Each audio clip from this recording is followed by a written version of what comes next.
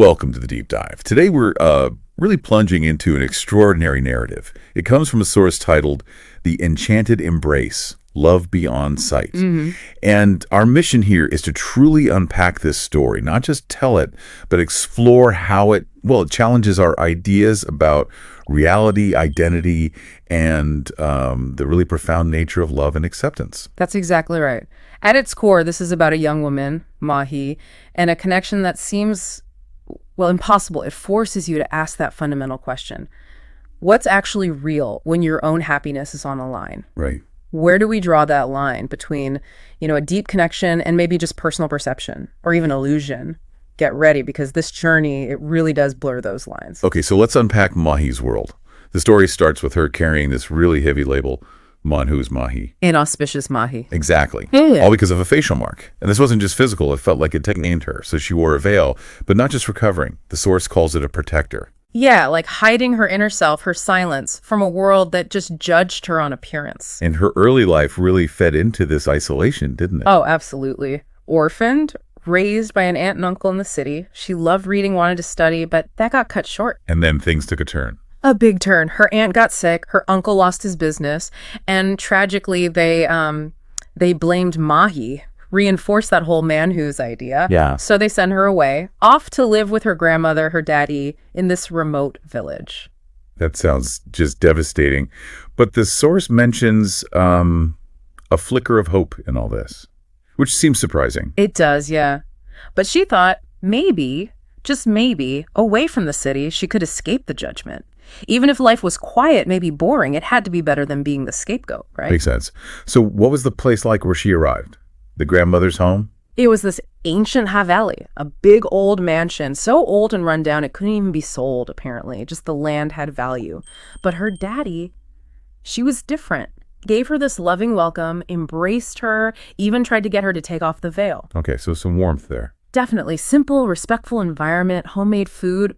But, despite that warmth, Mahi felt the boredom creep in pretty fast. It was such a contrast to city life, the lack of stimulation. And this is where things start to shift, right? Where the ordinary meets the, extraordinary, as she's dealing with this boredom. Exactly. She starts exploring, finds some peace under this big mango tree, a bit of solitude.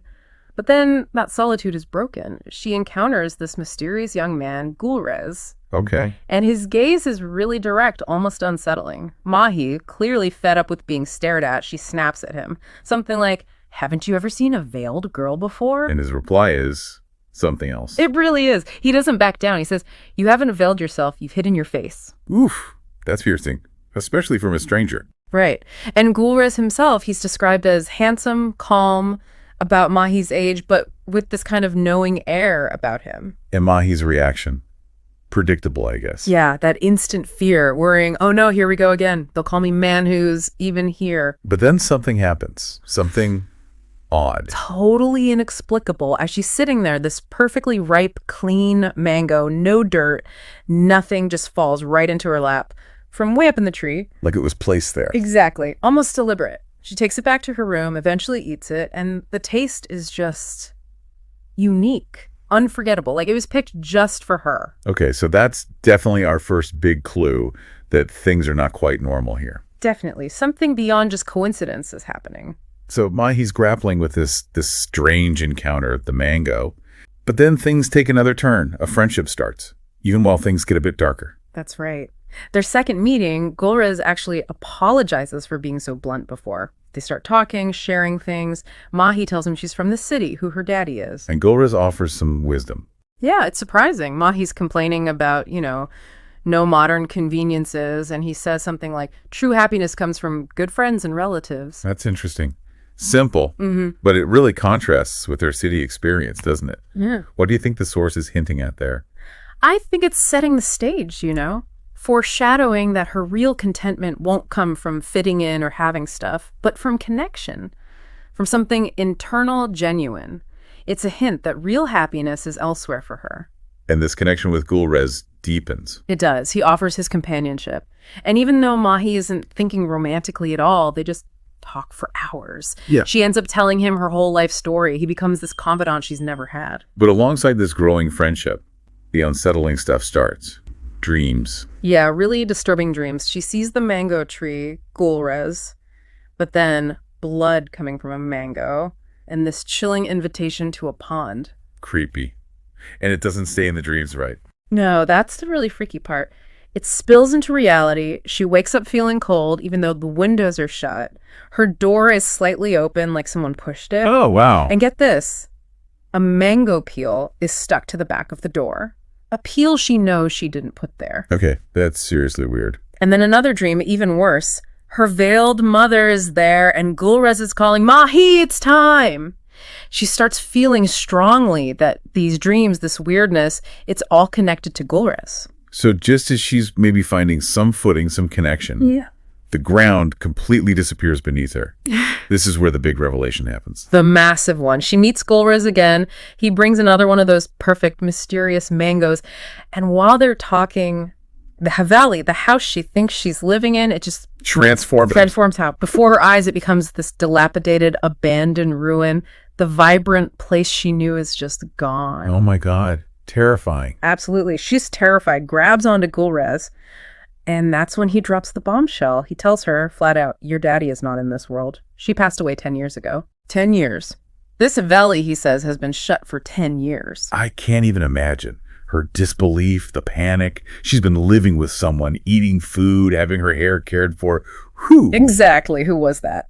Gulrez explains it was an illusion, a bad force. He specifically calls it a witch in your daddy's form, trying to trap her. Says if she'd stayed a few more days, she'd have disappeared too. A witch. Wow. Okay, so what happens then? He leads her away from the ruined haveli to his own place. Small, humble, and inside, hanging on the wall, there's a photo. Faded, but it's unmistakably Mahi's real daddy. Whoa, that photo. Yeah. It makes his crazy story suddenly feel anchored. It connects to her actual past. It does. It validates this terrifying new reality somehow.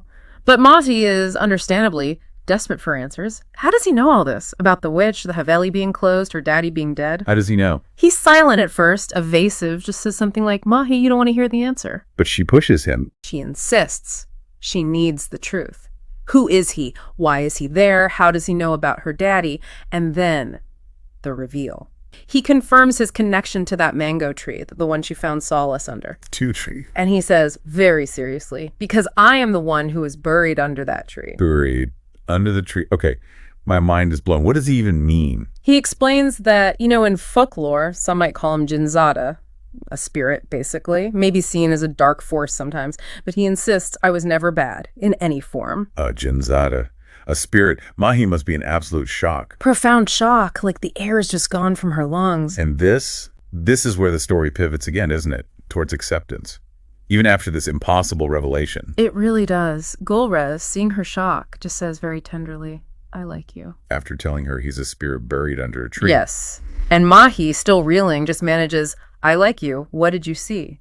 Questioning how he could possibly see her veiled face, the face she hides. And his answer is the keys. Right. It's everything. He looks right at her and says, I can see beyond that veil. I've seen your face. Wow. And that's the moment.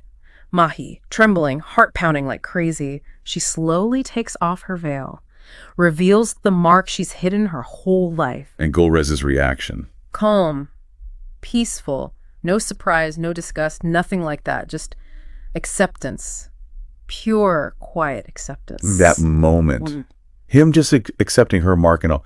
What do you think the source is really saying there about beauty and love? Oh, it's completely dismantling all that surface level judgment, isn't it? It's saying true connection, true seeing goes way beyond the physical.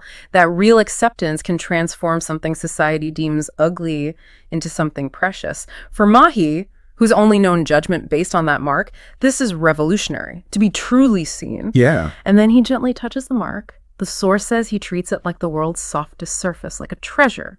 And he asks so gently, what happened to you, Mahi? And that just opens the floodgates for her. Completely, tears just stream down her face. She tells him everything. Her mother dabbling in the occult, dying during a ritual, the birthmark being a result, her father rejecting her, relatives shunning her, being treated like a servant, that deep, deep belief she carried. No one wants me. It all comes pouring out. Such pain. And Gulrez's response. It's perfect because it's not pity, it's just truth. He says, I like you, and if I like you at this mark. You seem good to me. Just simple acceptance. No pity, just seeing her. Exactly. And for Mahi, it's like her soul is finally opened up, accepted, finding light after just years and years of darkness. It's incredibly powerful. And the transformation isn't just internal, is it? The haveli changes too. Instantly, miraculously, as soon as she feels this acceptance, the haveli transforms from that ruin back into the pristine place she remembered from childhood stories, maybe. Yeah. All orchestrated by Gulrez. So she finds peace there with him. Deep peace. Contentment. Their life becomes this mix of, the normal and the magical. Mahi cleans, paints, makes it a home. Gulrez is just there, effortlessly bringing light, order, beauty. He's this constant unseen presence, understanding her, never leaving her alone. It's a life rebuilt entirely on acceptance. But the outside world, it doesn't just disappear. This leads to a clash, right? A major clash of realities. Mahi decides she wants to visit her cousin in the city, a childhood friend, even though the cousin's parents always thought Mahi was Manhus. That's brave of her. Does Gulrez go? He promises to go with her invisibly to protect her. And Mahi trusts him. Because of his acceptance, she feels she doesn't need to hide her face anymore, which is huge for her. Absolutely huge. Yeah. How does the reunion go? It's tense. The cousin insists they meet outside the family home, still afraid of Mahi's supposed inauspiciousness. Ugh. Still. Yeah. But Mahi, full of this new courage, blurts out, I found love. And the cousin's reaction? Horror. Complete horror. She immediately jumps to a diagnosis, tells Mahi, you have dissociative identity disorder. You've created a companion. He's part of your mind. It's curable. Wow. Straight to deed. That's a very real-world explanation for something extraordinary. How does the story handle that? Does Mahi doubt there's something? There's a flicker. Just a moment. That seed of, am I crazy? Huh? But then she looks at Gulrez, feels his presence beside her, even smells her mother's familiar perfume on his hand, another little unexplained detail. Right. And she pushes back hard. She asks her cousin, if my mind created all this, why is it so beautiful? If this is a disease, it's the most beautiful moment of my life. That's powerful. She's choosing the experience over the label. Exactly. Yeah. She refuses to go back to normal life because, as she says, normal life never gave her this happiness, this feeling of being seen and loved. So she goes back to the haveli. Yes. Feeling even more peaceful, more connected to her reality with Gulrez. The villagers, of course, they still see her as mad. They see her talking and laughing, seemingly alone. And she doesn't care anymore. She serenely accepts their judgment. Because, as she explains it, normal life never gave me such happiness, belonging, someone to understand my every wound and suck out the pain. Her choice isn't about conforming to their reality. It's about embracing the reality that heals her. So their life just continues. Painting, stories, comfort. Yes. And she still has that question sometimes, internally. Is he really a Jinzada? Is he a creation of my mind? But the answer doesn't matter as much as the feeling. Precisely. Her ultimate conclusion is simple. She is happy. She says, normal life never gave me the peace I found in madness. And if being mad brings so much love, then I am happy to be mad. Embracing the madness because it brought love. What a statement. And the ending reinforces this choice. Gulrez always appears when she calls, often with flowers, reminding her not to be afraid. She's not Manhu's Mahi anymore. She's just Mahi, living in her world, her truth, whether anyone else sees it or not. Looking back at that whole journey, from being this outcast, Manhu's Mahi, to finding this profound, maybe supernatural, maybe psychological, but undeniably real love. Yeah. What part stands out most to you? For me, it has to be that moment she takes off the veil. It's just, It's so symbolic. It's not just her face she's revealing. It's like she's shedding all that judgment, all those years of hurt. Yeah. And Gulrez's reaction, that quiet acceptance. It shows that being truly seen isn't about ignoring flaws. It's about embracing the whole person, mark and all. That's transformation. It's incredibly powerful. That's a beautiful way to see it. And the story leaves you, the listener, with Mahi's own question hanging in the air. Is this a disease or has a Jinzada fallen in love with me? Mm-hmm. It really forces us to grapple with this fundamental thing. When does your own perceived reality, especially one that brings so much joy, so much healing, so much belonging, when does that become more valid, more real than an objective reality that only offered pain? Right. What actually defines a well life, a normal life? Yeah. And what's the cost of chasing that normality if it means giving up genuine happiness, genuine connection? Something profound to think about. Until our next deep dive.